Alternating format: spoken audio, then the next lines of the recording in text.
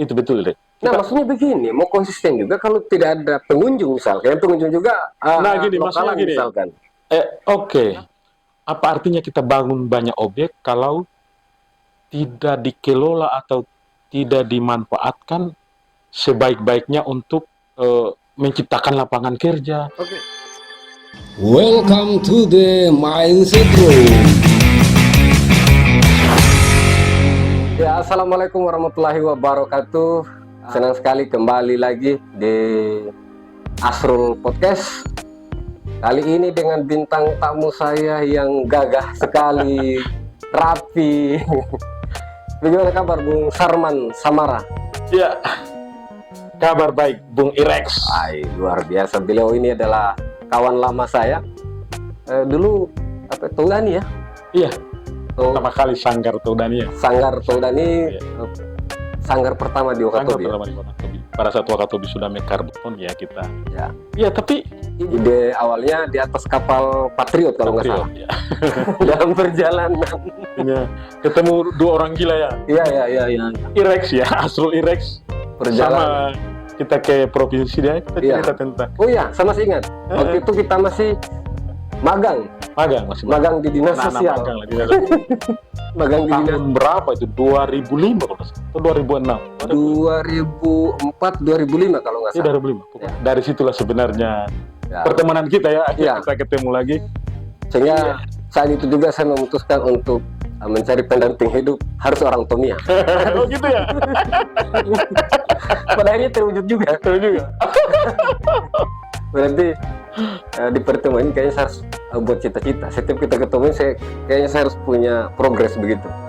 Wah, mungkin besok-besok jadi caleg lah. Bagus lah. Yang penting jangan nambah 02 ya. Iya.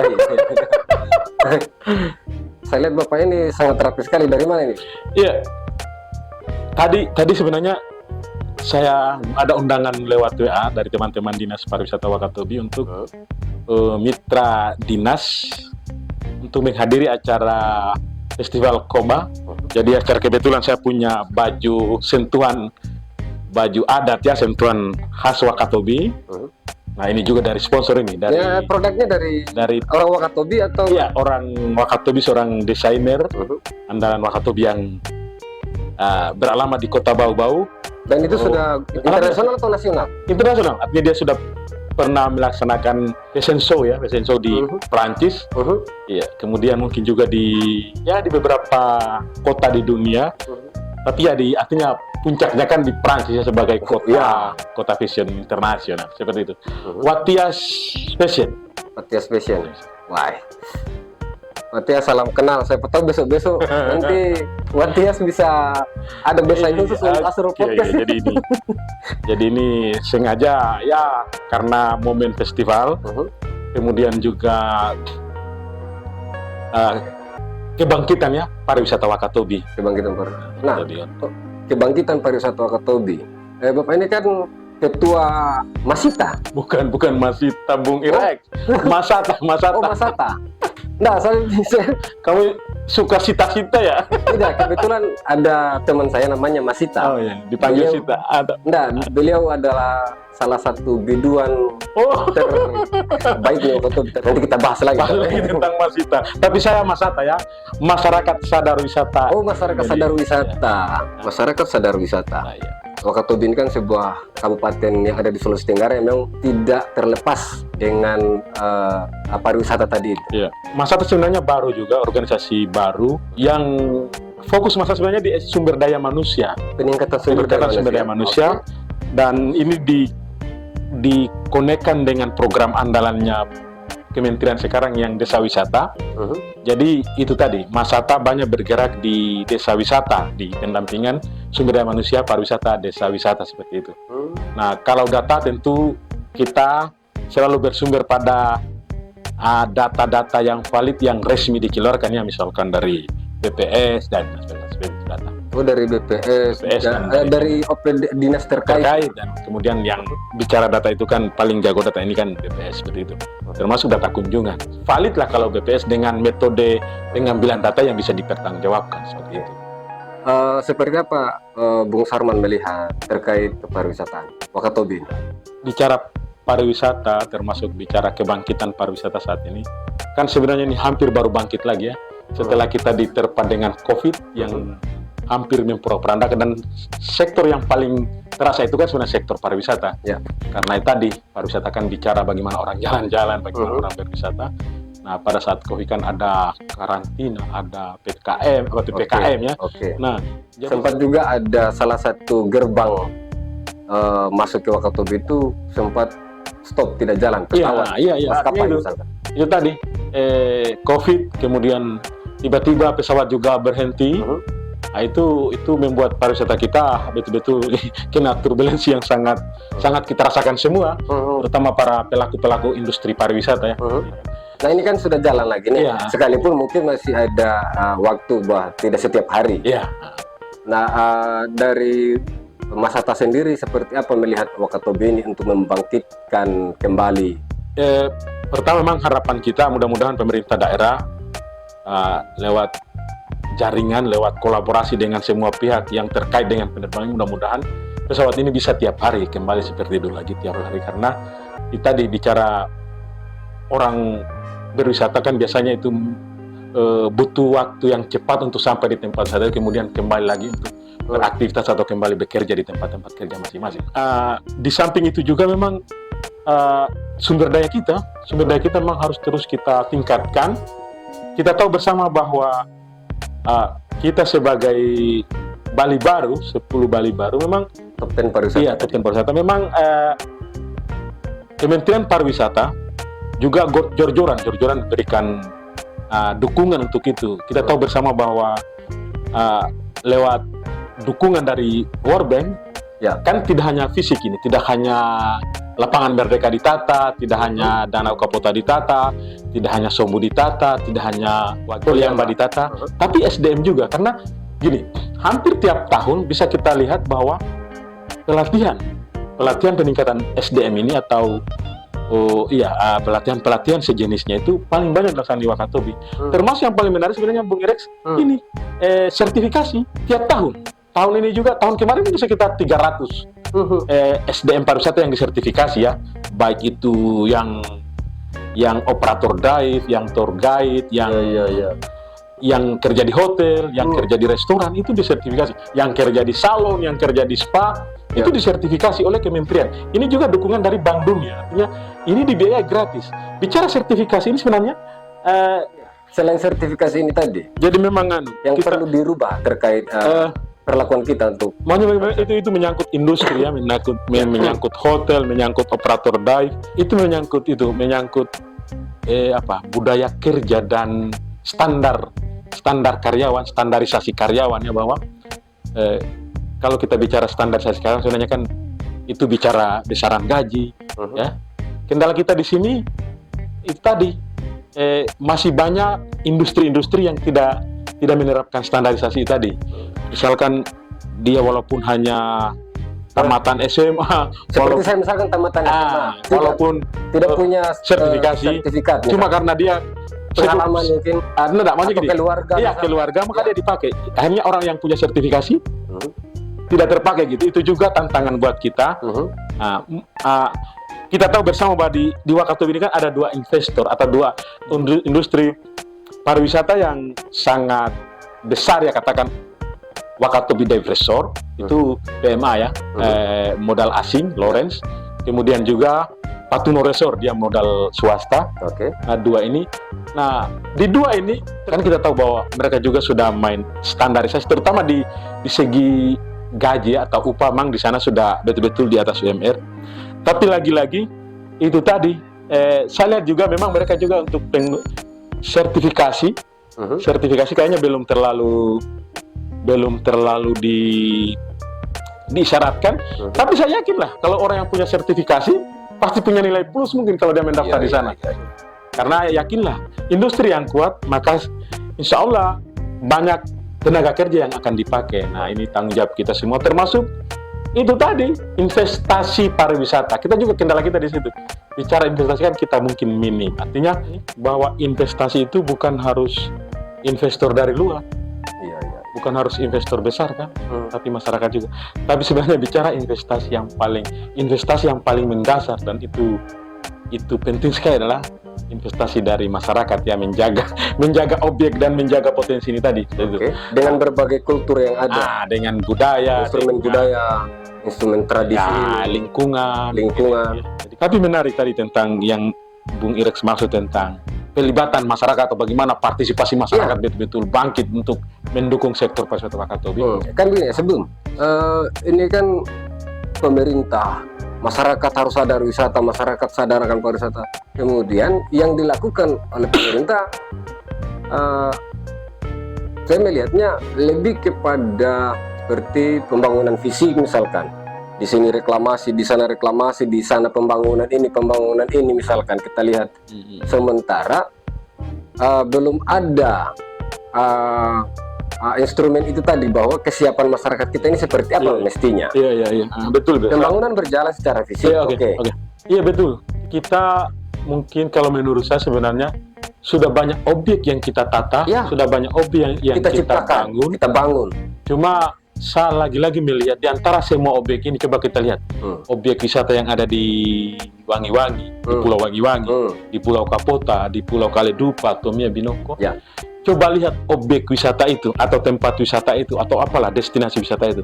Coba lihat, adakah objek yang kita masuk itu seperti kita masuk objek wisata di tempat wisata di, misalkan di Bali lah, katakan kita masuk di Uluwatu atau kita masuk di Tanah Lot. Coba lihat, maksudnya gini, pengelola pengelola objek wisata kita ini kayaknya ini PR terutama untuk pemerintah untuk menyiapkan sumber daya manusia dalam hal pengelola objek-objek ini. Karena apa artinya kita bangun banyak objek kalau tidak dikelola atau tidak dimanfaatkan sebaik-baiknya untuk menciptakan lapangan kerja. Oke, tapi kan ada juga beberapa objek wisata yang dibangun oleh pemerintah. Lalu di situ juga ada sumber daya yang bahkan mungkin ada SK-nya dari pemerintah. Misalkan ada Pok Darwis misalkan, ada FTKP. Saya betul-betul melihat itu, saya betul-betul menganalisa itu, bagaimana peran Pok Darwis, bagaimana peran FTKP, bagaimana CBT ya. Lagi-lagi saya lihat bahwa ini betul-betul harus tetap diberi pemahaman, harus betul-betul tetap diberi ilmu untuk peningkatan kapasitas supaya betul-betul menjadi pengelola objek wisata yang profesional lah, yang kalau saya dilihatnya begini, Bung. Oke, kita sudah tidak ragu dengan Pok Darwis, dengan FTKP misalkan. Karena setiap tahun ada program peningkatan kapasitas. Misalkan pelayanan, misalkan program guidingnya seperti apa. Iya kan, kalau kita lihat ini kan mestinya bagaimana cara, bukan hanya pemerintah, ini kenapa selalu pemerintah yang kita bahas ya. Namanya mereka kan yang bikin regulasi, mereka yang punya anggaran, itu biasa. Tapi maksud kita adalah bagaimana mendatangkan wisatawan itu, dengan cara apa mendatangkan wisatawan sehingga tadi Pok Darwis itu bisa hidup, CBT ini bisa hidup, FTKP tadi bisa hidup. Kan percuma, Bung, kita bangun ini tadi semua, lalu kemudian yang datang Bung Sarman, paling kan juga hanya minum kopi. Oke. Kan sebenarnya bisa kita bilang bahwa jumlah kunjungan kita, itu maksudnya, bisa dibilang bahwa ya kayaknya ada penurunan kunjungan. Tadi bicara lembaga pengelola, sebenarnya tadi saya kembali lagi situ ya. Bahwa lembaga pengelola kita lagi-lagi belum maksimal. Artinya begini, sebenarnya tadi saya lebih pengelolanya saya tidak ragu. Jelas tidak, saya gini. Kayak di awal tadi, coba sertifikasi. Gini. Ada misalkan. Coba lihat. Lalu tidak ada tamu. Gini.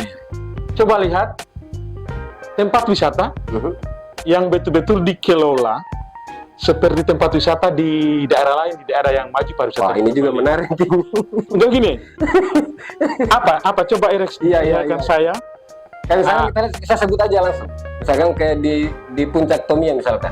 Iya. Kan coba lihat. Sangat menarik, bagus sekali. Oke, secara kebetulan saya orang Tomia. Iya.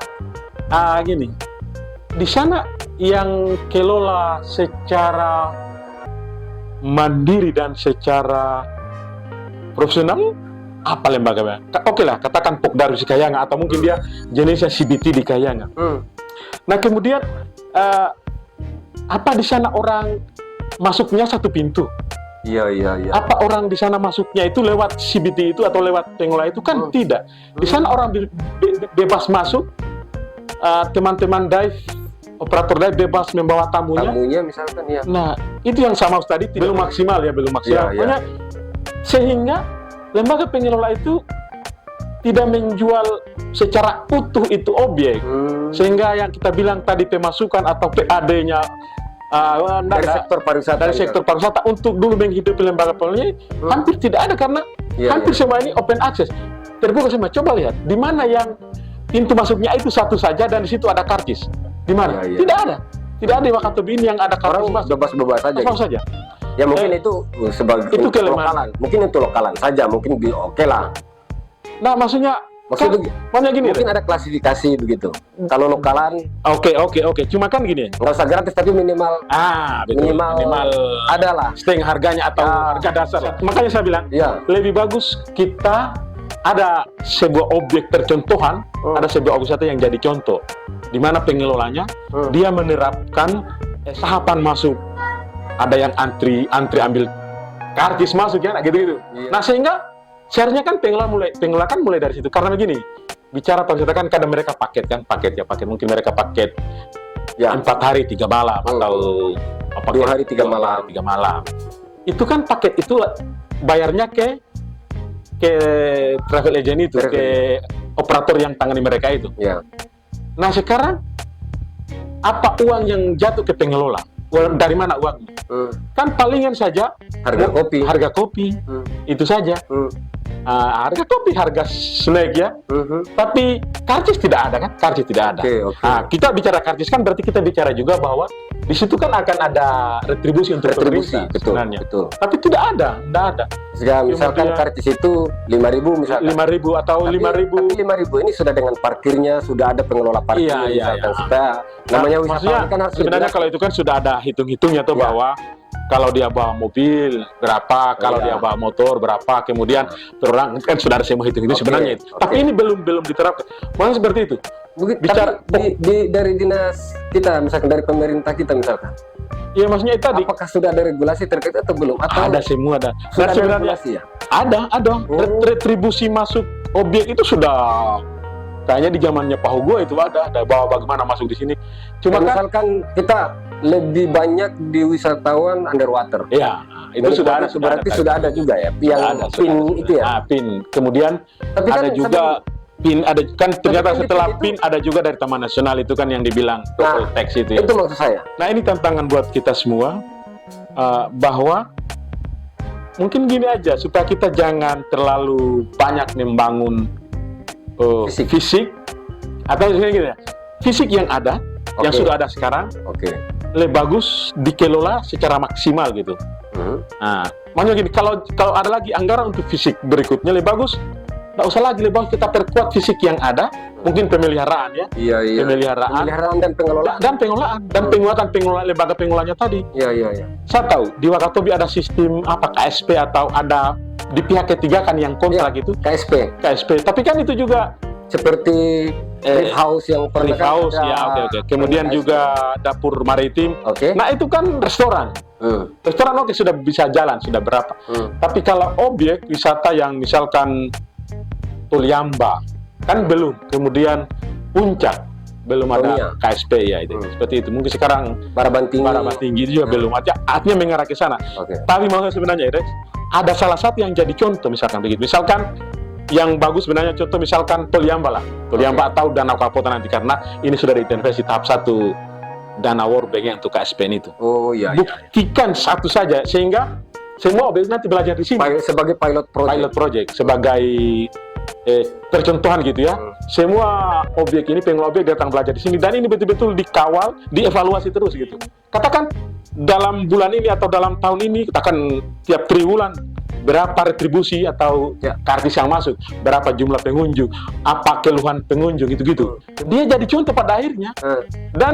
Dan lagi-lagi seperti tempat wisata di Bali lah yang betul-betul ada kartis masuknya. Itu gitu. Tinggal keinginan dan kesiapan tadi itu. Dan konsistensi, sebenarnya kita juga kadang konsistensi deh. Kita tidak konsisten untuk menjalankan program atau kebijakan itu. Itu betul deh. Nah, maksudnya begini, mau konsisten juga kalau tidak ada pengunjung misalkan, pengunjung juga gini, maksudnya gini. Misalkan. Oke.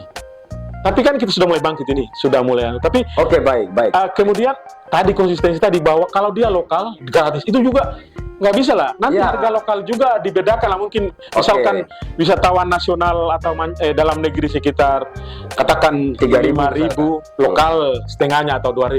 Tapi yang harus ada karena lokal memang lokal juga dia tidak bikin repot. Hanya gini maksudnya, dia nikmati juga. Mungkin juga dia buang sampah, kan sebenarnya gunanya dari uang retribusi ini kan untuk pemeliharaan, untuk petugas sampah, untuk ganti balon, untuk beli sapu, kan sebenarnya itu. Artinya pengelola tidak harus menunggu lagi pengadaan dari dinas bahwa ada pengadaan lampu lagi, masa balon harus gitu, nggak usah gitu.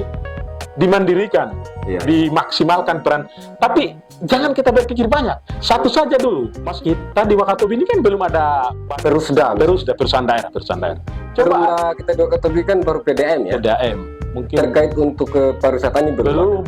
Maksudnya sebenarnya kalau pemerintah daerah juga berani bikin perusahaan daerah yang bergerak di sektor pariwisata. Nah, mungkin dia akan mengelola reef house. Dia akan mengelola dapur maritim. Kemudian dia mungkin akan mengelola salah satu objek, misalkan Danau Kapota. Kalau BUMD, karena begini. KSP, kita tahu KSP kan pihak ketiga kan. Tapi kita tahu pihak ketiga yang ikut atau yang kontrak dengan KSP itu kan kerjasama pengelolaan. Iya, kerjasama pengelolaan itu kan ya bukan juga kita bicara apa, tapi kan harus punya keterbatasan modal gitu. Coba kalau ini diintervensi, katakan sebenarnya paling bagus itu modal. Artinya gini, kalau BUMD kan pasti punya modal karena dia dimodali dari APBD. Nah, sekarang di setiap pulau kita ini kan ada destinasi-destinasi. Kenapa tidak diserahkan saja dulu kepada FTKP masing-masing? Nah, lagi-lagi Rex, samanya itu industri itu kuat gitu. Maksudnya kalau juga ada ruang, kalau juga FTKP kan gini, di Tomia itu barak jembatan Barak itu kan FTKP Tomia. Cuma itu tadi pariwisata ini sebenarnya tidak bisa kita bilang murah karena saya lihat kemarin sudah sunyi di situ. Iya, itu dia tadi. Saya bilang pariwisata ini tidak bisa kita bilang murah. Di situ harus kita promosi. Di situ kita harus maintenance ya. Di situ juga kita harus peningkatan kapasitas. Pengembangan kalau bahasa saya itu pengembangan kreativitas lah. Iya, maksudnya di situ inovasi, atau promosi. Mau ada disco, itu kan butuh semua itu butuh Jadi jujur saya juga dulu saya kenapa kita bicara BOP, kenapa saya dulu mungkin di antara semua teman-teman saya paling ngotot sekali ada BOP itu.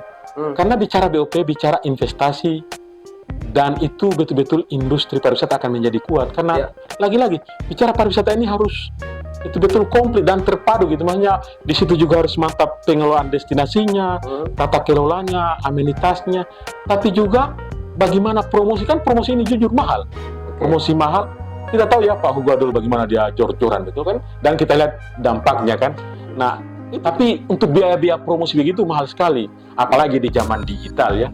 Zaman mungkin digital bisa saja Bu, tinggal bagaimana cara kita mendatangkan wisatawan tadi. Kemudian juga tadi APBD lembaga ini tadi atau Perusda ini tadi juga mereka nantinya akan mengelola event-event ini juga. Mungkin di Perusda itu kan mungkin ada IO-nya, gitu kan? Iya. Kalau berbicara IO ya sudahlah.